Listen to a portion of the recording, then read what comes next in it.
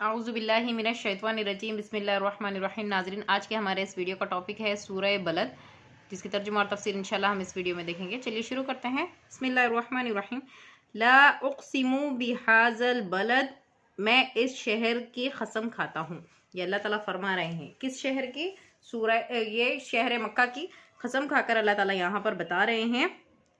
और जब इस सूरत का नुज़ूल हुआ था, नबी करीम सल्लल्लाहु अलैहि वसल्लम का क़याम अभी मक्का में ही था, और यही आप सल्लल्लाहु अलैहि वसल्लम का शहर था, यहीं पर आप पैदा हुए थे और आपका मिस्किन यहीं पर था। तो अल्लाह ताला यहाँ पर इसके कसम खाकर बता रहे हैं, जिससे इसकी अज़मत और मज़ीद वजाहत हो जाती है, ज़ाहिर हो जाती है इससे कि ये यकीनन बहुत ही अजीम शहर था।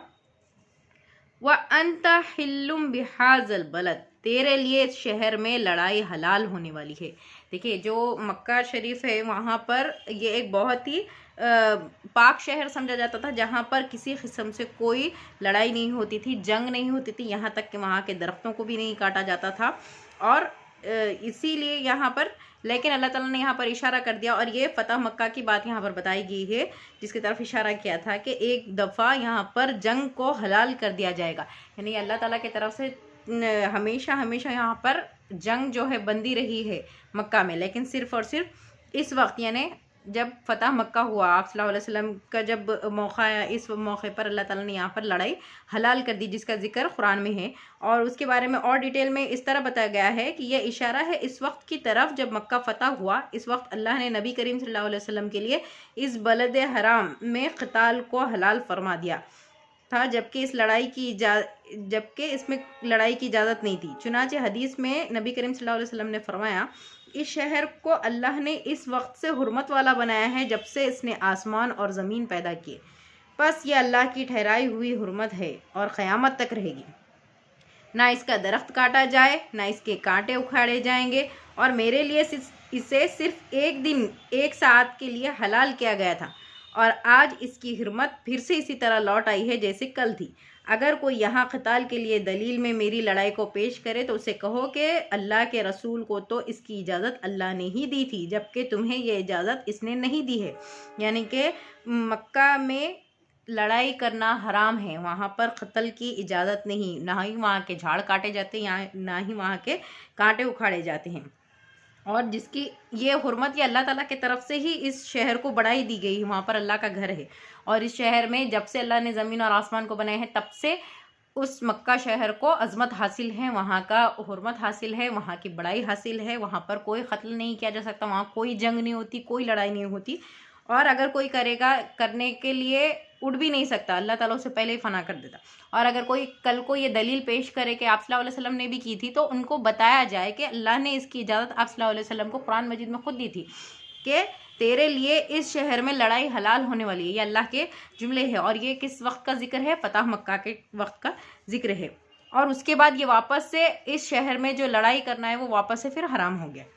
व वालिदिम वमा वलद, और क़सम है इंसानी बाप और औलाद की, यानी कि हज़रत, अब यहाँ पर बाप से मुराद अल्लाह ताला ने हज़रत आदम अलैहिस्सलाम, जो कि तमाम इंसानों के बाबा आदम हैं, उनकी, और औलाद यानी कि सारे जो इंसान हैं उनकी, के अल्लाह ताला यहाँ पर कसम खाकर कह रहे हैं, लक़द ख़लक़नल इंसाना फ़ी कबद, यकीनन हमने इंसान को बड़ी मशक्क़त में पैदा किया है। ये इंसान की ज़िंदगी में रोनुमा होने वाले मशक्क़तों का यहाँ पर अल्लाह ताला ज़िक्र कर रहा है कि इंसान को अल्लाह ने बड़ी मशक्क़तों में पैदा किया है। और ये समझ लेना कि ज़िंदगी गुजारना और इसमें से आराम से निकल जाना, ये बहुत अच्छी चीज़ समझा जाती है, लेकिन दरअसल बात यह है कि अगर इंसान को ज़िंदा रहना है तो भी उसे स्ट्रगल करते ही रहना है। ये जो मशक्क़त है, ये अल्लाह ताला की तरफ से ही लगाई हुई मशक्क़त है, ताकि वो ज़िंदा रह सके, आजू बाजू के माहौल में अपने आप को ढाल सके, और इससे अपना ज़िंदगी का कारोबार आगे बढ़ा सके।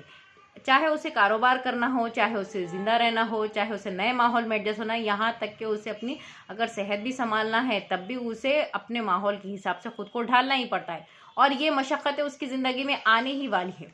इन मशक्क़तों से हटके अब कितनी अच्छी बात ये होगी कि अगर ये मशक्क़तें उसके इन कामों में आए, अल्लाह को राज़ी करने के लिए अगर वो लगा दे अपनी मशक्क़तें, अपनी मेहनतें, तो कितनी ही अच्छी बात होगी। वरना वो मशक्क़तें तो करता रहेगा, लेकिन सारी की सारी रायगा जाएगी, बेकार हो जाएगी।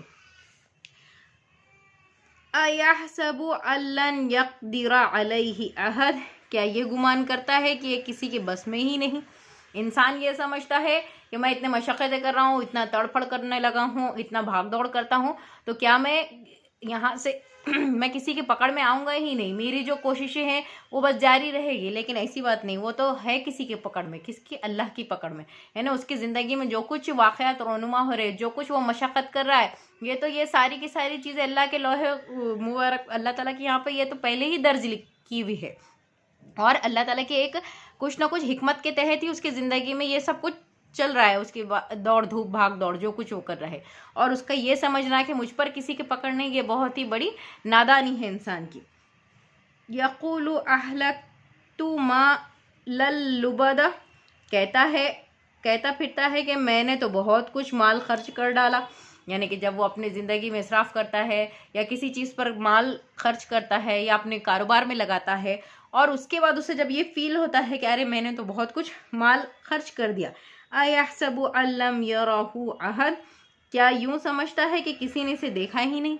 और इस तरह का माल वो खर्चा करने के बाद वो ये भी सोच रहा है कि अब इसका कुछ हिसाब किताब नहीं होने वाला है, यहाँ जहाँ जी चाहे मैं लगा दूंगा। अलम नजअल लहु ऐनैन, क्या हमने इसकी दो आंखें नहीं बनाई। अल्लाह ताला ने यहाँ पर अब उसके ये बता रहे हैं, क्वालिटीज़ बता रहे हैं, जो इंसान को जो नेमतें अल्लाह ताला ने अता फरमाई है, कि अल्लाह ने क्या उसको आंखें नहीं दी है। वलिसान व शफ़तैन, और ज़बान और होठ नहीं बनाए। व हदैनाहुन नजदैन, और हमने दिखा दिए इसको दोनों रास्ते, यानी कि एक हक़ का रास्ता और एक बातिल का रास्ता। चाहे तो वह हक़ को चुने या फिर अपने मन से जिस चाहे उस राह पर जाए। देखिए जन्नत के बहुत दुनिया में इतने सारे रास्ते, लेकिन सिर्फ़ और सिर्फ एक रास्ता है जो कुरान पर चलेगा, वही जन्नत तक हमको सीधे से लेके जाएगा। आज तो हमारे मुसलमानों में भी कई सारे फ़िरक़े बन गए हैं, तबक़े बन गए हैं।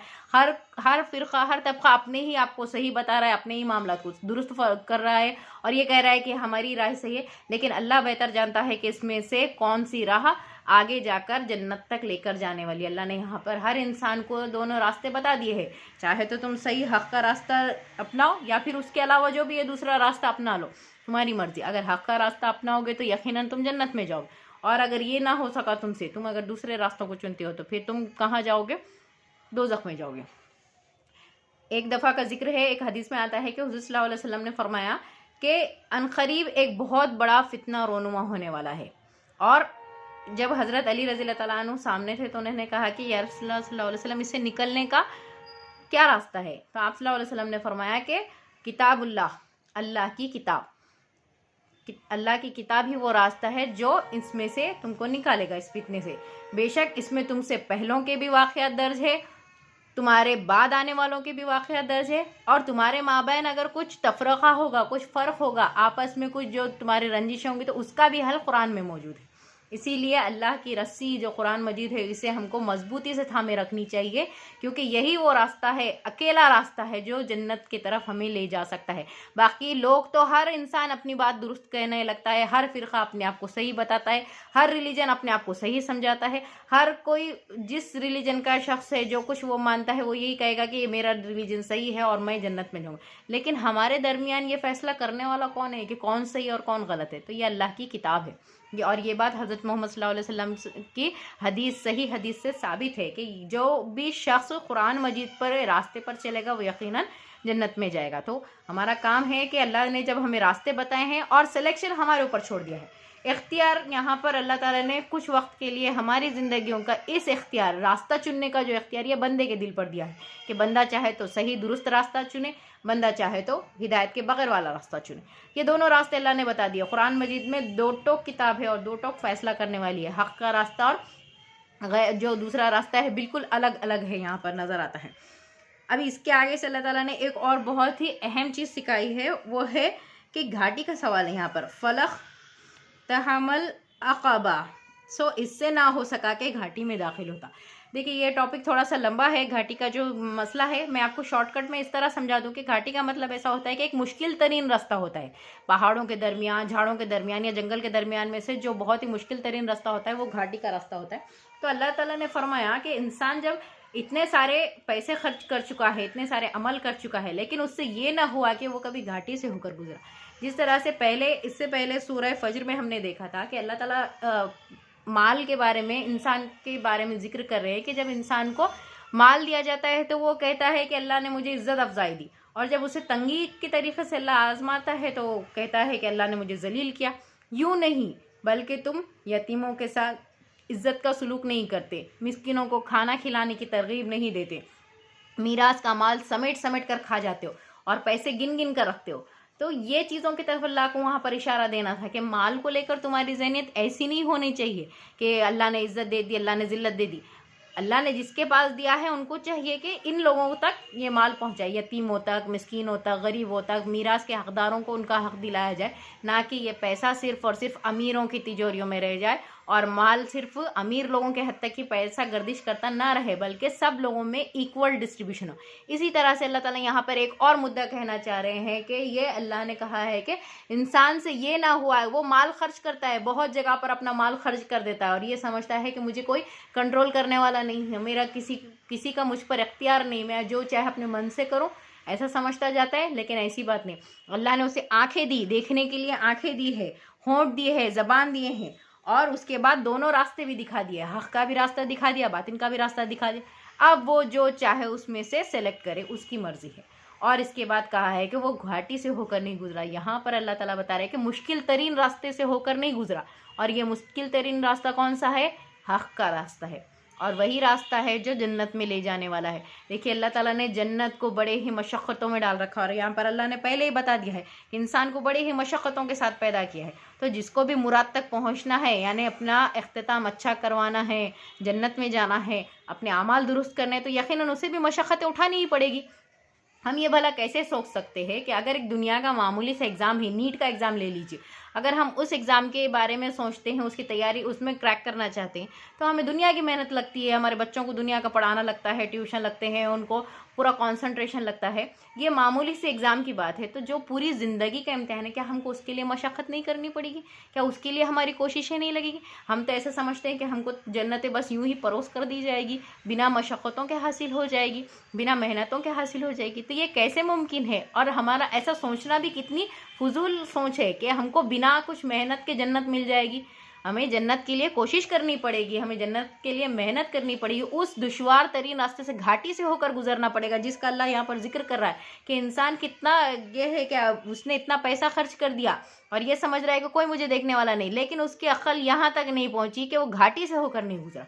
और वो घाटी क्या है, नेक्स्ट वीडियो में इंशाल्लाह हम ज़रूर डिस्कस करेंगे उसके बारे में कि घाटी क्या है। नेक्स्ट इसमें आता है, मैं उसका शॉर्टकट आपको बताती हूँ कि किसी ग़ुलाम की गर्दन छुड़ाना, किसी भूखे को खाना खिलाना, किसी रिश्तेदार यतीम को या खाकसार मिस्कीन को खाना खिलाना, ये है वो मुश्किल तरीन काम जो अल्लाह को यकीनन खुश करने वाले हैं। और बंदे को करते वक्त बड़ी तकलीफ़ होती है शुरुआत में, जब ये ऐसे काम करने लगता है, अल्लाह को राज़ी करने के काम करने लगता है, तो उसे बड़ी खुद की नफ़ी करना पड़ता है, यानी अपने जेब से पैसा डालना पड़ता है, अपने हाथ की मेहनत लगानी पड़ती है, कोशिशें करना पड़ता है, लेकिन इसके बाद जो हासिल होता है वो है अल्लाह की रज़ामंदी। तो अल्लाह ताला से दुआ है कि अल्लाह ताला हमें ऐसे और नेक काम करने की तौफ़ीक़ अता फ़रमाए, और ऐसे काम करने के तौफ़ीक़ अता फ़रमाए जिससे अल्लाह ताला हमसे राज़ी हो जाए, जो हमको जन्नतों तक लेकर जाए, और ये मशक्क़तें हमारी ज़िंदगी में हम कारआमद मशक्क़तों में डाले, ऐसी मशक्क़तें जिसके बाद हमको जन्नत नसीब हो। आमीन सुम्मा आमीन।